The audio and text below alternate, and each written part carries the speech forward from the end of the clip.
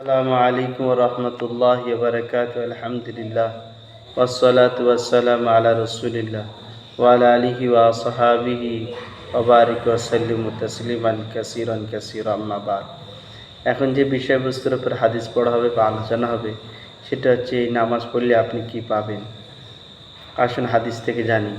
আন আব্দুল্লাহ ইবনে আমর ইবনুল আস রাদিয়াল্লাহু তাআলা আনি নবী সাল্লাল্লাহু আলাইহি ওয়াসাল্লাম আন্নাহু যাকারা আমরা সলাতি ইয়াওমান ফাকালা মান হাফাযা আলাইহা কানাত লাহু নূরান ওয়া বুরহানান ওয়া নাজাতান ইয়াওমাল কিয়ামা ওয়া মান লাম ইউহাফিজ আলাইহা লাম তাকুন লাহু নূরান ওয়ালা বুরহানান ওয়ালা নাজাতান ওয়া কানা ইয়াওমাল কিয়ামাতি মা কারুন ফিরাউন ওয়া হামান উবাই ইবনে খালদ। রাহু আহমদ, দারামি, বাইহাকি ফি শাবুল ঈমান। এই হাদিসটি তিনটি হাদিসের কিতাবের মধ্যে এসেছে। হযরত আব্দুল্লাহ ইবনে আমর ইবনে আস রাদিয়াল্লাহু তাআলা আনহু বর্ণনা করছেন যে রাসূল পাক সাল্লাল্লাহু আলাইহি সাল্লাম একদিন নামাজের বিষয় নিয়ে আলোচনা করছিলেন। আর উনি বললেন যে ব্যক্তি আল্লাহ তাআলা, যে বান্দা বা যে বান্দি নামাজকে সম্পূর্ণরূপে পাবন্দির সাথে আদায় করে, ওই নামাজ কিয়ামতের দিন তার জন্য কী হবে? নূর হবে, তার জন্য দলিল হবে, তার জন্য নাজাতের জরিয়া হবে।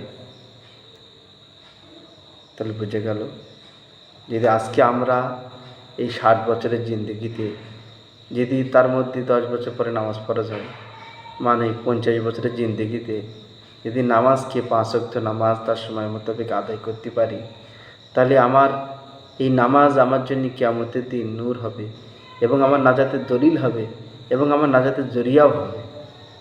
আল্লাহ তাআলা আমাদেরকে একটা কত সহজ জিনিস দিয়েছেন। আর যদি আমরা নামাজকে তার সময় মোতাবেক পাবন্দির সাথে আদায় না করি, না আমাদের জন্য দলিল হবে, না নূর হবে, না দলিল হবে, আর না নাজাতের জরিয়া হবে। বরঞ্চ কিয়ামতের দিন কাদের সাথে হবে? ওই ব্যক্তি যে নামাজকে পাবন্দির সাথে আদায় করে না। কারুন, ফিরাউন, হামান, উবাই ইবনে খালদ। আল্লাহ হিফাজত ফরমা, আল্লাহ হিফাজত ফরমা। আয়াযুবিল্লাহ, নাউযুবিল্লাহ। আল্লাহ তাআলা আমাদের সকলকে হিফাজত করুক। আচ্ছা, এখানে যে কানাত লাহু নূরান ওয়া বুরহানান ওয়া নাজাতান ইয়াওমাল কিয়ামা, যে নামাজ তার জন্য কিয়ামতের দিন নূর হবে, দলিল হবে, নাজাতের জরিয়া। যেরকম দুনিয়ায় আমরা জায়গা কিনি, জায়গার আমাদের খতিয়ান নামা থাকে, রেজিস্ট্রি, রেকর্ড, দলিল। তো ওই ঠিক ওরকম নামাজ, আমরা যে 5 ওয়াক্ত নামাজ পড়ছি, একটা দলিল হবে, একটা রেকর্ড হলে, একটা নাজাতের জরিয়া হবে।